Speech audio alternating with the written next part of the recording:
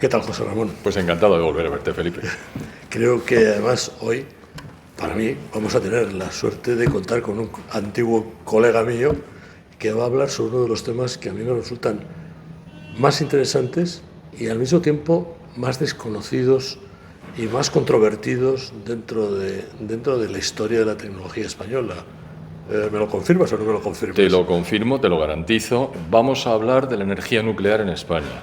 ¿Y quién mejor que Francisco Mier del Castillo, al que presentaremos con posterioridad, pero en todo caso puedo decir, que aparte de ser amigo suyo, es licenciado en Ciencias Físicas por la Universidad Complutense, después fue profesor ayudante y después con una beca en la Junta de Energía Nuclear, donde estuvo 2 años. Eso le valió saltar a los Estados Unidos para, en el complejo de Vallecito, desarrollar el programa Garoña.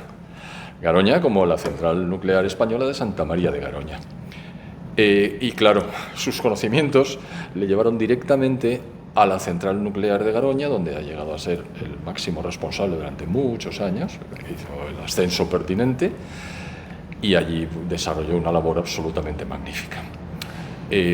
Además, claro, como consecuencia de ello, pues ha estado integrado en algunas entidades, como por ejemplo Tecnatom y UNESA, y además hay un dato que es importantísimo y que revela la importancia de su trabajo, y es que es miembro permanente de la Sociedad Americana de Energía Nuclear, es decir, es vitalicio.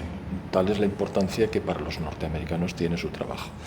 Entonces estamos hablando de una persona que ha vivido el desarrollo de la energía nuclear en España desde el principio y que sigue manteniendo nexos, colaboraciones y, por supuesto, un enorme caudal de conocimientos. Así es que hoy tenemos a un verdadero experto y lo vamos a disfrutar. Pues yo espero que sea capaz de contagiar a los jóvenes que nos suceden para que volvamos a tener ese tipo de actividad que tuvimos durante el año. Estoy segurísimo, porque además tiene una garra personal y una capacidad de comunicación poco comunes. Lo vamos a ver. Pues vamos a verlo. Muchas gracias. Les agradezco a todos, señoras y señores, que hayan tenido la amabilidad de acercarse para escucharme. Les voy a tener que contar un poquito de mi historia, pero intentaré no hacer un relato de demasiados datos, sino entrar en algunos asuntos que a veces no son explícitos en las comunicaciones periodísticas, digamos, o habituales. Ha sido una vivencia muy interesante. Nací en el año 41, justamente el año que se estaba construyendo el primer reactor nuclear en el mundo.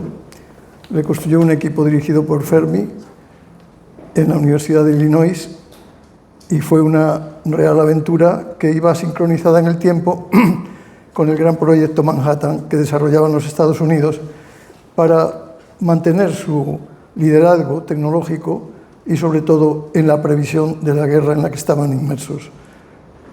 Gracias a una playa de ilustres personas de la ciencia y de la ingeniería que fueron participando desde los años 30 y tantos y que se movilizaron desde distintos países de Europa a los Estados Unidos, allí se pudo reunir una playa de ilustrísimos realmente operadores, creadores y generadores de la energía nuclear aplicada.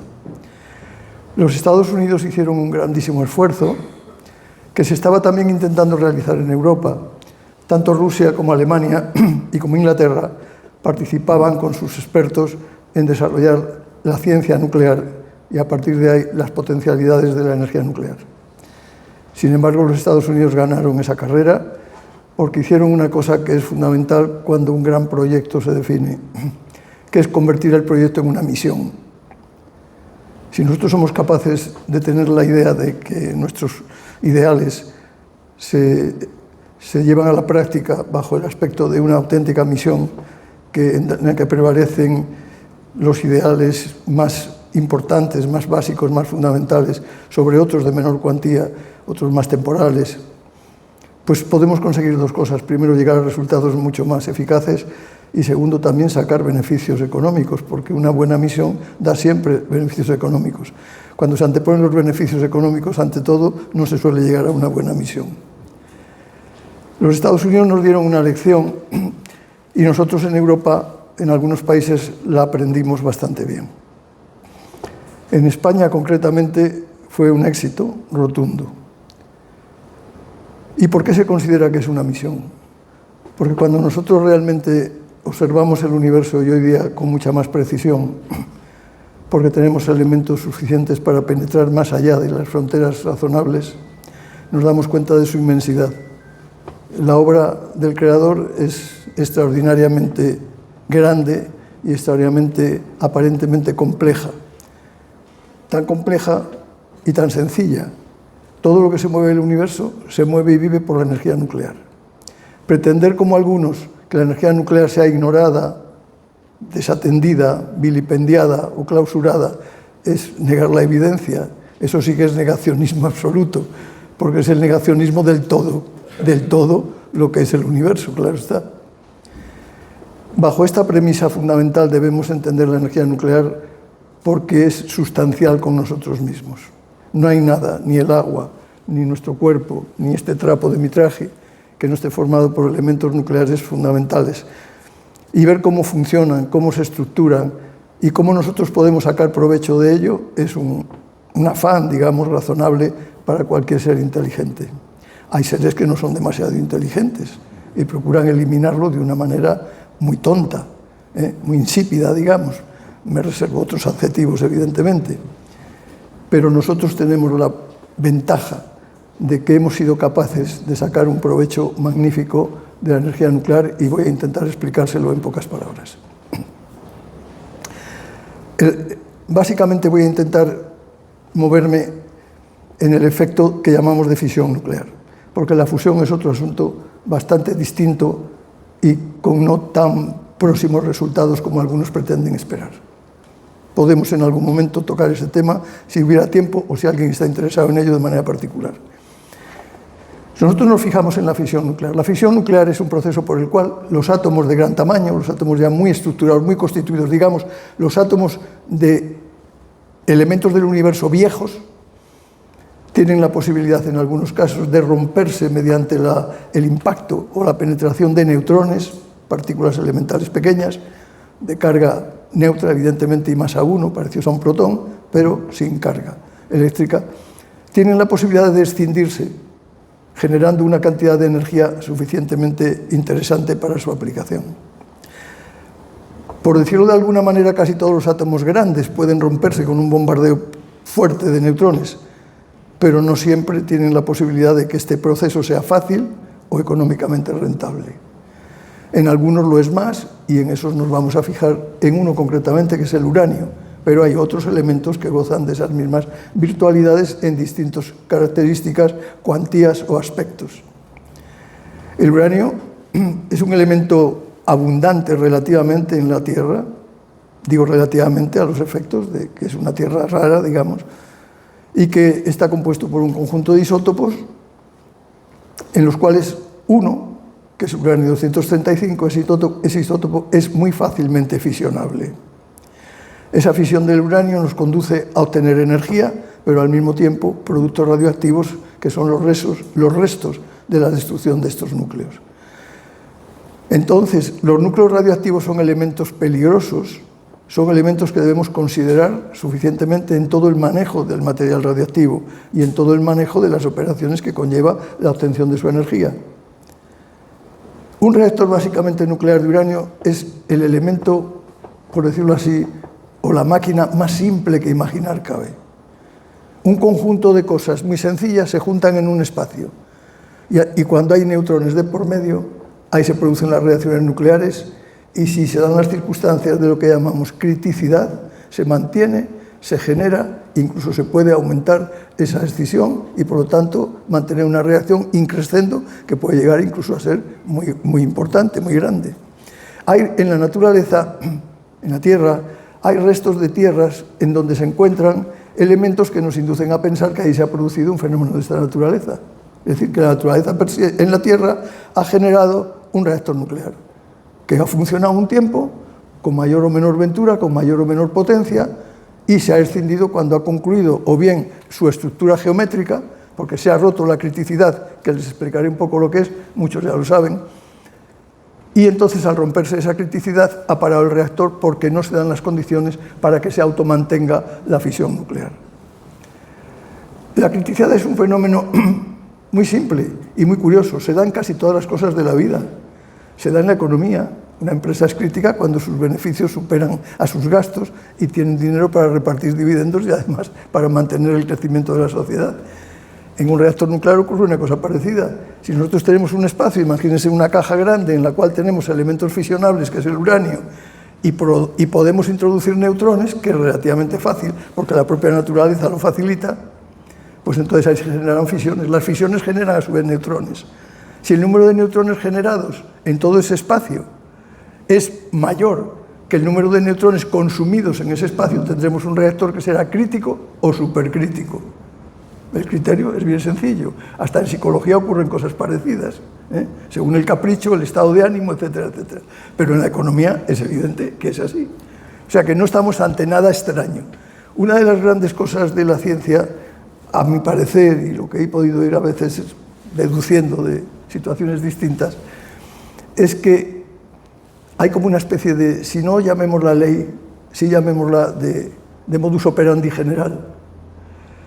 Gracias a ello se pueden producir las parábolas. La parábola es un poco la traducción a genérico de lo que es común en casi toda la naturaleza. Y este es uno más, un ejemplo clásico de que podemos hacer es como. El reactor nuclear dispone básicamente de 4 o 5 elementos esenciales, que son el combustible nuclear, que es el uranio en este caso, los neutrones, que son los que atacan al uranio y lo rescinden, un elemento moderador que llamamos, que puede ser otro elemento material, generalmente de bajo tamaño atómico, y que permite que los neutrones, al chocar contra él, moderen su velocidad y se presten a realizar la operación con mayor oportunidad, con mayor eficacia. Llamamos neutrones lentos y a esos reactores que funcionan con ese tipo de control les llamamos reactores térmicos. ¿Por qué? Porque los neutrones están en una especie de equilibrio de temperatura con el medio ambiente. Neutrones térmicos tienen una energía menor y los núcleos, por eso de la mecánica cuántica y los estados cuantificados, tienen una mayor facilidad para tomar esos neutrones térmicos y escindirse. El uranio 238, que es otro isótopo del uranio, tiene la virtud de que se escinde con menos facilidad con neutrones térmicos, pero con mucha facilidad con neutrones muy rápidos. Entonces, la mezcla de uranio 235 con uranio 238 nos permite hacer juegos para optimizar el recurso que tenemos. El problema que tenemos es que si solo tenemos uranio 235, tenemos que enriquecerlo, porque con el 0,7% que hay en la naturaleza no llegaríamos a tener un reactor crítico en unas condiciones físicamente razonables. No podríamos construir una catedral para hacer un reactor crítico. Tenemos que enriquecerlo. El enriquecimiento es una labor compleja que saben ustedes, y además ahora ha estado muy de moda con eso que querían los iraníes, enriquecer el uranio, etcétera, etcétera, porque si llegamos a tener uranio enriquecido al 99%, podremos hacer bombas explosivas. Tendremos un volumen crítico muy pequeño, no necesitamos mucho volumen, y en ese volumen crítico el crecimiento de los neutrones es rapidísimo y por lo tanto de las fisiones. Entonces ese crecimiento es tan brusco, tan rápido, que la energía no se evacúa por un mecanismo normal y entonces esa energía revienta en forma de una gran explosión.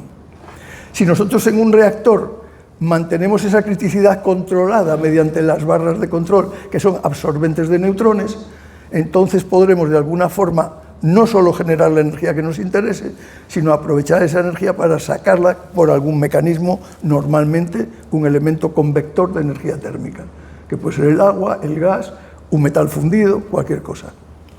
Jugando con estos elementos, básicamente, hay que añadir los elementos instrumentales, los de control, en fin, todo lo que sea necesario para que este tinglao funcione y se diseñe de una manera oportuna, se pueda controlar el caso de que pueda haber incidentes o accidentes y protegernos de las radiaciones en cualquier circunstancia. Ese es uno de los oficios fundamentales cuando se mantiene una central nuclear en operación o parada después de haber estado funcionando. Bien, si nosotros ya tenemos el concepto del reactor nuclear funcionando, podemos pensar en cuántas variantes de reactores podemos hacer. Hoy podemos asegurar que con la experiencia que tenemos y con los resultados podemos hacer reactores a medida del gusto de cada uno. Cuando la gente habla ahora de reactores grandes o reactores pequeños, toda la vida hemos tenido reactores. Los más reactores que hemos hecho han sido pequeños. Yo he tenido un reactor que era como una mesita así pequeña, para jugar con él y hacer diabluras con los neutrones. ¿Por qué diabluras? Porque las diabluras que se hacían con los neutrones en los laboratorios era justamente para obtener esos datos que me permiten luego establecer las condiciones operativas y de diseño de cada aparato. Y cuando ya tiene uno unas tablas enormes y unas leyes de física bien acomodadas a esos datos, pues entonces ya diseña uno los reactores. Y los reactores luego, dada la proximidad que puede estar un reactor a su criticidad, no se diseñan y se construyen, salvo los ya muy modernos con mucha experiencia. Normalmente se hacen y se montan partiendo de un conjunto subcrítico, es decir, se van añadiendo piececitas y mirando con los instrumentos cómo evolucionan los flujos de neutrones. Les voy a dar dos números muy curiosos y muy significativos. Los neutrones que hay en un reactor nuclear funcionando de potencia normalmente se mueven en unas cantidades de neutrones tales que son del orden de entre 1 y 2 por 10 elevado a 13 ceros neutrones por centímetro cúbico y por segundo. Es decir, que manejamos unos números en física nuclear que son un poco esquizofrénicos, ¿eh? Pero así es el universo. Lo es en lo grande y lo es en lo chico, ¿eh? Entonces, este mecanismo de conseguir saber cómo funcionan y cómo nosotros somos capaces de diseñarlo no surge así de repente, surge con el trabajo de muchos años y de mucha gente. Los trabajos más específicamente ya enfocados a este asunto comienzan en los años 30, 30 y tantos. Toda esa pléyade de físicos que ustedes han oído hablar, de ingenieros nucleares, que descubrieron los neutrones, los electrones, desde los Curie para adelante, ha sido una pléyade de ellos. Y esa pléyade de ellos, de gentes dedicadas a ese trabajo, va cuajando y tomando color ya a final de los años 30.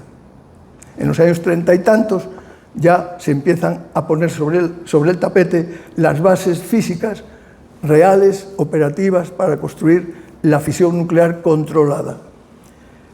Ese conocimiento se desarrolla básicamente, por decirlo así, entre personas de 3 o 4 países.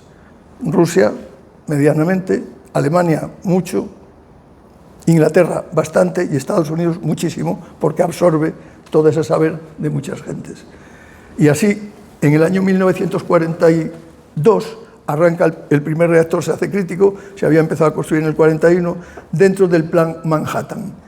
El Plan Manhattan pretendía sacar el máximo provecho militar de las experiencias nucleares, militar. Y en el Plan Manhattan intervienen prácticamente Estados Unidos, Canadá y Inglaterra. Esos 3 países hacen que funcione el Plan Manhattan. Al Plan Manhattan se dedican en Estados Unidos más de 120.000 personas y recursos ingentes. Tan ingentes como que el propio Tesoro americano cede sus reservas de plata para construir bobinas para poder enriquecer el uranio. Se enriqueció primero por métodos electromagnéticos. Luego ya se han desarrollado otros mecanismos de enriquecimiento, que es a partir de gases. Nosotros gaseamos los óxidos de uranio para convertirlos en hexafluoruros de uranilo, que son gases, y esos gases por centrifugación se van enriqueciendo en plan cascada hasta ir obteniendo enriquecimientos del uranio que pasen, pues eso, del 0,7 al 1,5, al 2,5, que ya se puede empezar a usar en reactores prácticamente convencionales, y así seguimos subiendo a reactores más pequeños que duren más tiempo, etcétera, etcétera. Ahí ya empezamos a jugar con infinidad de datos y infinidad de experiencias. En España se vigila muy de cerca, con poco dinero y pocos recursos después de la Guerra Mundial y después de la Guerra Civil Española, evidentemente. Pero no se descuida el saber. Tan no se descuida el saber, que aquí les traigo un libro por si alguien tiene curiosidad de verle, que es el libro que se explicó a Fermi y todo el equipo que construyó la bomba nuclear y los primeros reactores nucleares. Este libro son las lecciones que recoge Max Born, uno de los famosos físicos que ustedes habrán oído hablar, y que explica en multitud de universidades y en multitud de sitios. Y concretamente, alumnos preferidos o privilegiados de él fueron parte de los que forman el equipo de Robert para el proyecto Manhattan. Entonces, este libro se estudia en las universidades españolas desde hace muchos años, y este libro me lo explicó a mí mi profesor de física de la Universidad de Madrid. Quiero decir que España no ha estado nunca ausente, ni en los peores momentos, del conocimiento de la física a esos niveles. Hemos tenido físicos eminentes, matemáticos e ingenieros extraordinarios, citen a Cabrera, citen a Velayos, que hemos hablado de él, citen a Durán, que juntamente con militares formaron el gran equipo que formó la Junta de Energía Nuclear.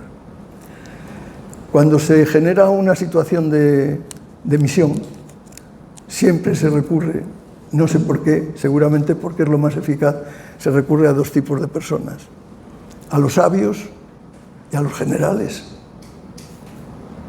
¿Por qué será? Por algo será. Pero es que ese mismo ejemplo a menores se hizo en España. Es decir, en España siempre el desarrollo de la energía nuclear y sobre todo la Junta de Energía Nuclear que se crea en el 48, una especie de conato, y en el 50 o 51 ya me parece, la Junta de Energía Nuclear Española está presidida, dirigida y participada por Durán como vicepresidente, que fue catedrático mío y estuve de ayudante con él, y Otero Navascués, que era físico y general, o almirante. Entonces, ese tándem ha funcionado siempre en todas partes y demuestra que el saber y la milicia se ponen al servicio de la nación. Así de claro y así de limpio. Y todo lo demás son pamplinas. Los Estados Unidos llevaron a cabo a partir de los años 45 o 46, después de la guerra, en la que funcionaron explotando dos bombas nucleares, una de uranio y otra de plutonio. El plutonio es un colateral que se produce a partir del uranio 238 y que en España pudiéramos haberlo obtenido, y de hecho lo tenemos, pero se lo explicaré enseguida. A partir del año 45, 44, 45, una vez que termina la Guerra Mundial, los Estados Unidos reconocen que la energía nuclear, tal como se ha presentado, es nefasta para la humanidad porque lo único que se ha visto son la explosión de las bombas. Y entonces empieza a lanzar un proyecto y un programa de átomos para la paz. Y el programa de átomos para la paz abre su conocimiento y sus posibilidades a terceros países, entre ellos España. Y a principios de los 60 llega a España un reactor experimental que se instala entre las dos facultades de Letras y de Derecho, no sé si se acuerda alguno si lo vivió por entonces, y en ese cachivache estuve yo ahí cernicaleando como estudiante, que nos llevaron para enseñar a la gente lo que no sabíamos, pero bueno, allá andábamos. Y a poco tiempo ya se inicia el Gen 1, el reactor que tenemos en la Junta de Energía Nuclear, que es un reactor excelente para experimentaciones. Además de eso, se producían algunos isótopos radioactivos con objetos de servir las necesidades médicas o de otra índole. Yo tuve la suerte de estar incorporado a la Junta de Energía Nuclear en el reactor durante casi 3 años, llevando a cabo una serie de experimentos para mejor entender el funcionamiento de un reactor a través de las radiaciones gamma y no solo de las cámaras de ionización, que eran las que primero y las que se siguen utilizando. Y con ello hemos tenido una información complementaria del decay, que dicen los americanos, del decaimiento de los productos de fisión a lo largo del tiempo y, por lo tanto, del control de su peligrosidad, digamos de alguna manera, a los efectos de conservar los residuos radiactivos. Pues bien, en España entonces, a través de la Junta de Energía Nuclear, que fue un organismo extraordinariamente eficaz en lo formativo y en lo comunicativo, no lo fue tanto en los resultados finales a donde podíamos haber llegado, porque evidentemente los recursos eran limitados y las limitaciones de otra índole, de tipo político internacional, también existían. Entonces, la Junta hizo 2 trabajos importantísimos en lo técnico, uno que fue el estudio y seguimiento de todos los temas de seguridad nuclear y de protección radiológica, y la mineralogía, la detección y tratamiento de los minerales de uranio, con lo cual pudimos llegar a tener las fábricas de ENUSA, fabricando combustible y hoy suministrando incluso a terceros combustible para los reactores más modernos del mundo. Los nuestros hoy día son los más modernos del mundo, nuestros grandes reactores, a los cuales hay que desearles larga vida si la gente pone los pies en el suelo y empieza a pensar con justicia y razón y no hacer las tonterías que se están haciendo. Lo estoy diciendo muy suave, ustedes me entienden. Entonces, nosotros en España se tomó una decisión magnífica, que fue poner 3 reactores tipo. Un reactor fue el primero, el de Zorita de los Canes. Zorita de los Canes es un reactor de agua a presión. El agua a presión ya se había utilizado en reactores de tamaño medio y pequeño. De hecho, el submarino Nautilus se le puso ya uno de ellos. sea que reactores pequeños hemos hecho toda la vida. Y nosotros en el laboratorio teníamos por lo menos 6 o 8 reactores pequeños y 2 grandes. Un boiling activo y un boiling pasivo, en Vallecitos. Pero en Livermore había más y en el otro laboratorio de Sandía había muchos con fines militares, porque era donde se montaban las bombas. Y el plutonio que generábamos en unos laboratorios lo llevábamos al Sandía Lab para montar los instrumentos de la Marina, concretamente. Entonces, el gran acierto de poner estos 3 reactores no fue un capricho, fue una decisión muy bien estudiada, porque tuvimos un reactor de tamaño normalizado para lo que había en la época. El primer reactor, la primera central eléctrica utilizando un reactor nuclear como foco de calor se puso en Rusia en el 54. A partir de ahí ya empezaron las inglesas, las americanas, a lo grande ya, a lo grande. Y reactores nucleares para producir plutonio, los Estados Unidos pusieron, a continuación del de la Universidad de Illinois, hicieron uno más grande, rápidamente, todo esto lo hacían en meses, en tiempos de guerra, en meses, para producir ya plutonio en ese otro reactor. ¿El plutonio cómo se produce? Pues se produce a partir de la irradiación del U-238 que les decía antes, con neutrones rápidos, en un reactor térmico. Ese material se saca del reactor, se reprocesa químicamente, se separa el U-238, y se separa el plutonio que se ha generado del bombardeo de U-238, se separa el plutonio químicamente, y ese plutonio directamente sirve para ser fisionable y tiene una gran apetencia por neutrones para producir una criticidad y una gran potencia en una bomba térmica. Entonces, ellos hicieron esas cosas desde el año 39 al año 45, que reventaron las 2 bombas en Japón. Ya habían hecho otra prueba, la Trinity, en los laboratorios de Nuevo México, y aquello funcionaba por todos los lados a las velocidades de vértigo. La misión y la conjunción científicos, ingenieros y generales. Eso es lo que fue. En España esas 3 centrales tuvieron esa virtualidad. La segunda central que se puso en marcha fue la de Santa María de Garoña, que era un reactor de agua en ebullición, que reúne otras condiciones nucleares muy interesantes porque es muy segura. Porque cuando el agua hierve, la reactividad baja porque no hay moderación de esos neutrones que antes decía que había que moderar. Entonces, ante un problema de cualquier índole, abres válvulas, evaporas más agua, la reactividad cae, el reactor se para. Además de eso, tiene otros elementos adicionales. Las centrales de agua a presión también se les han añadido elementos importantísimos, es decir, que ambas son, desde el punto de vista de seguridad y operativamente, muy similares. O sea, a mí me da igual ir a una que a otra a hacer que funcione. Me da exactamente igual. Me da exactamente igual. Son como 2 hermanos gemelos que tienen unas características un poquito distintas.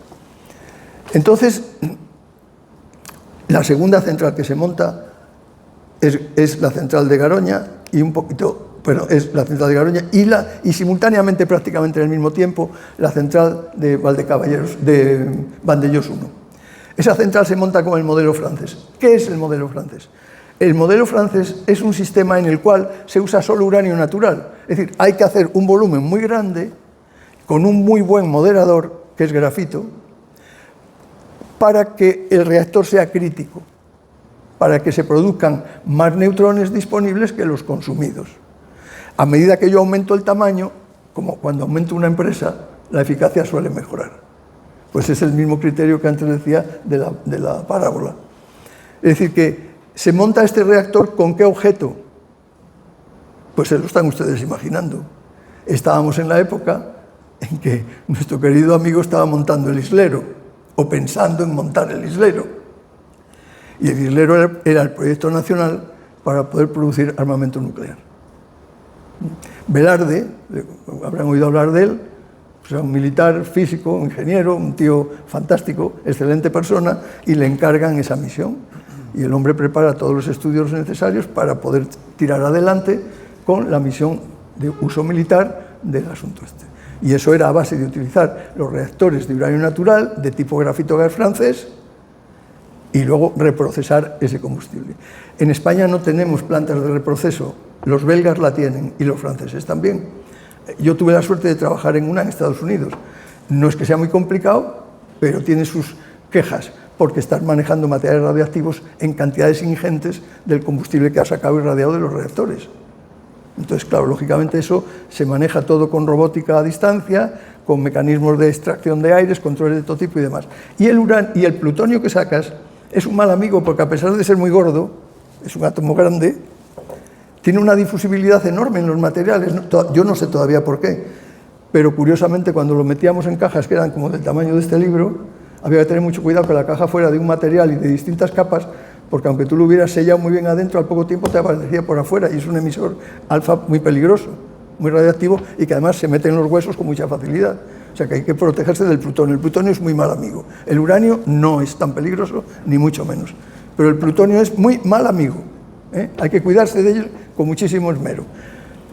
Cuando cayó la bomba de Palomares, yo no pude verla porque no te dejaban verlo, pero estos amigos de los que les hablo sí fueron a ver que podían husmear. No husmear mucho, porque los americanos no dejaban husmear mucho, lógicamente. Tuvo que romperse la bomba, porque si no, no hubiera habido contaminación de plutonio. Tampoco tuvo que romperse excesivamente, no sé cuánto se rompió, pero plutonio apareció contaminando la zona. Algo se tuvo que romper. La bomba, porque golpee, no explota.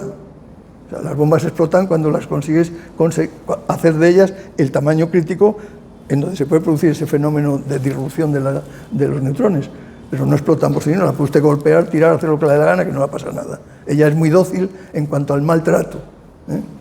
Entonces, estos intentaron sacar provecho de esto, y algo debieron de sacar, de husmear con unos y con otros en cuanto a información de detalle de fábrica o demás. Pero hoy día hay tal información en el mercado que prácticamente cualquier niño casi puede construirla si tiene los elementos adecuados. O sea, que hoy día me decían, ¿será muy difícil hacer un arma nuclear? Pues solo os hacen falta dos cosas: decisión y dinero. Decisión y dinero.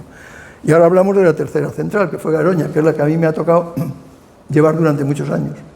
Santa María de Garoña fue una central que se inicia su construcción en el año 65 aproximadamente, y en el año 71 ya estábamos funcionando en la red. Ahora dicen que tardan 15 años o 20, o no sé cuánto. Entonces no teníamos medios, no había empresas auxiliares, éramos 4 gatos. Bien es cierto que la central se hizo llave en mano con General Electric, pero una llave en mano en la que participábamos muchísimo. Pero cuando digo muchísimo, es muchísimo. La industria nacional en aquel momento, que estábamos todavía siendo muy pequeños, participábamos ya con el 60 y tantos y el 70%. Se crearon muchas empresas auxiliares de calderería, de soldadura, de montajes, etcétera, etcétera. Y eso fue justo cuando se estaba construyendo la central. En el año 71 arranca la central. En el 71, en septiembre, la inaugura el jefe del Estado, en una inauguración simpaticísima, por cierto. Se comió un pedazo de tortilla y un vaso de vino y un cacho de pan, y mandó a todos con las langostas a paseo. Bueno, pues cada uno es como es, y él era así por lo que se ve. Entonces dijo que había que trabajar mucho y que dejarse de tanta pamplina. Entonces, la central arranca en marzo, se conecta a la red, pero ya la habíamos arrancado en noviembre. Es decir, que en ese tiempo que les he dicho, desde el 65, prácticamente 65 hasta noviembre del 70, han pasado, ¿cuántos? 5 años escasos, poco más, ¿no?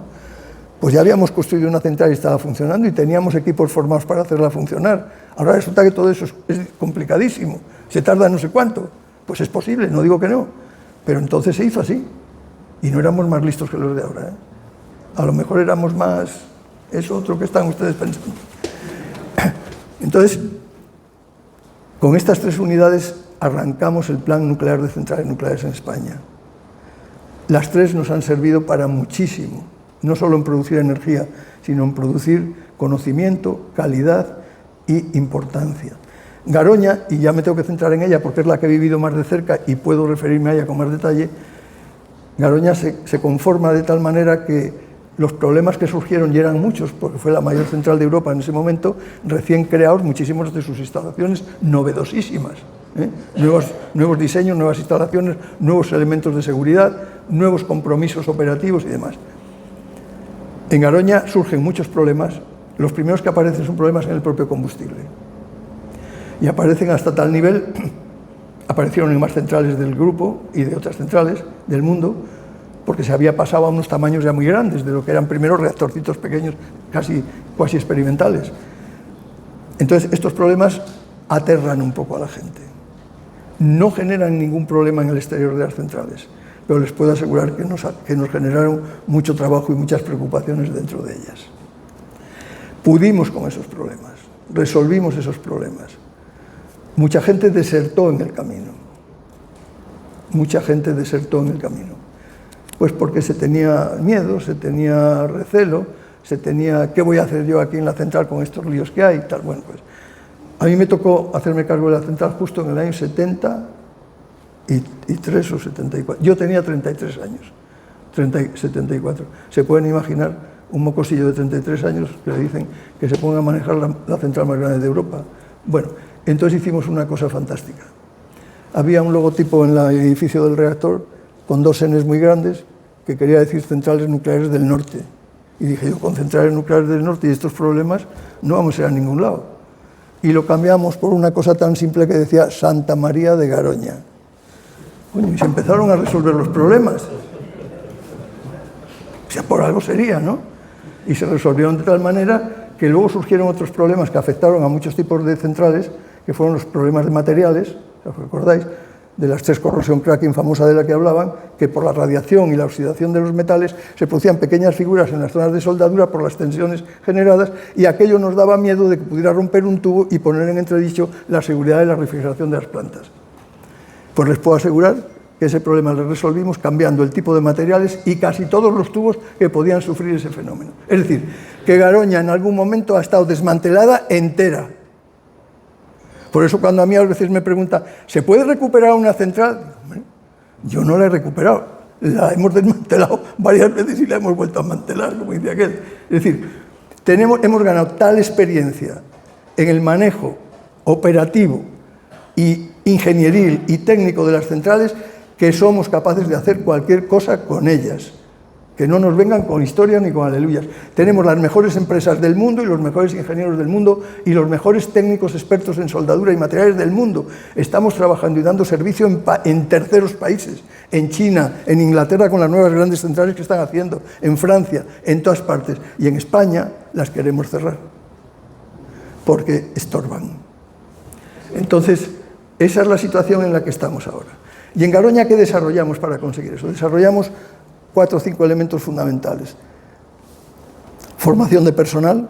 No solo formamos a nuestra gente, sino que nos convertimos junto con Tecnatón, una empresa hermana, digamos, con la que confraternizábamos en todo, nos convertimos en formadores de gente. A Garoña han venido gente de muchísimas centrales españolas, pero sobre todo han venido rusos, franceses, americanos, argentinos, han venido chilenos, han venido mexicanos, con los cuales hicimos un convenio de mutuo entendimiento y cooperación, lo llamamos el Boiling Water Reactors Owners Group.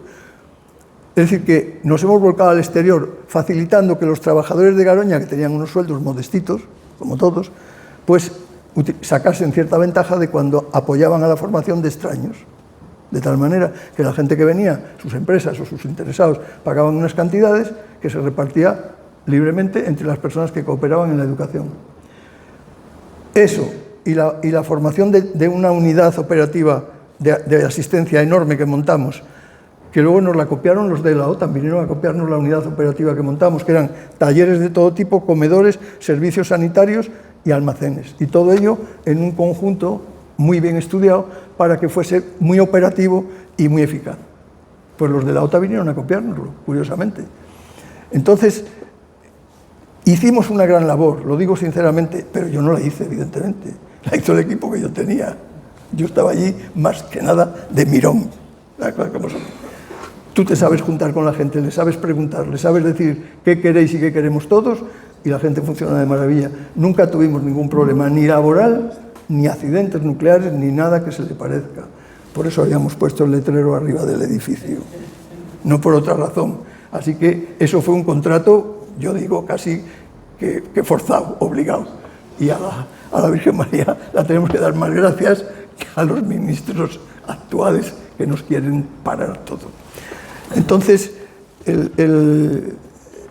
este resultado fantástico de las 3 centrales nos impulsaron o nos facilitaron el lanzar el gran proyecto de las 22 unidades del Plan Nuclear Español. 22 o 24, no serán de ese orden. De esas 20 y tantas unidades se pusieron ya en franco margen, en disparo, bastantes de ellas. Es decir, se pusieron las 2 de Lemóniz, las 2 de Ascó, las 2 de Almaraz, la de Trillo, que falta otra que también estaba prevista, y la de Valdecaballeros, en fin. Estas se pusieron en marcha rápidamente, por eso algunas superaron el trance del año 84 de un señor que se llama, como uno por aquí presente, González, que nos paró todo el tinglado. Y entonces, esas que superaron ese bache, digamos, ese trance, han seguido y están funcionando magníficamente bien. Magníficamente bien. Y su vida es indefinible de momento, porque nosotros sabemos cómo reponer, recomponer, arreglar cualquier cosa que pase en las centrales nucleares, y es una pena que una inversión tan grande, una tecnología tan potente y una eficacia tan necesaria en nuestro sistema eléctrico nacional se tire por la borda por... ¿Ustedes saben por qué? Yo no sé por qué. Todavía no sé por qué. Que alguien, por favor, me lo explique. A ver por qué.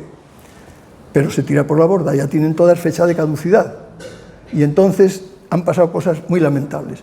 Cuando esta situación se produce en los años 80, que luego tocaré si me da tiempo y me dejan el tema Lemoniz, cuando esta situación se produce en los años 80, hay una debacle que ya venía arrastrada de un poquito antes, porque no se veía por parte de las empresas una seguridad jurídica en todo el proceso, tanto desde el punto de vista de la inversión económica como desde el punto de vista de los permisos para operar las centrales, que estaban constantemente en lío.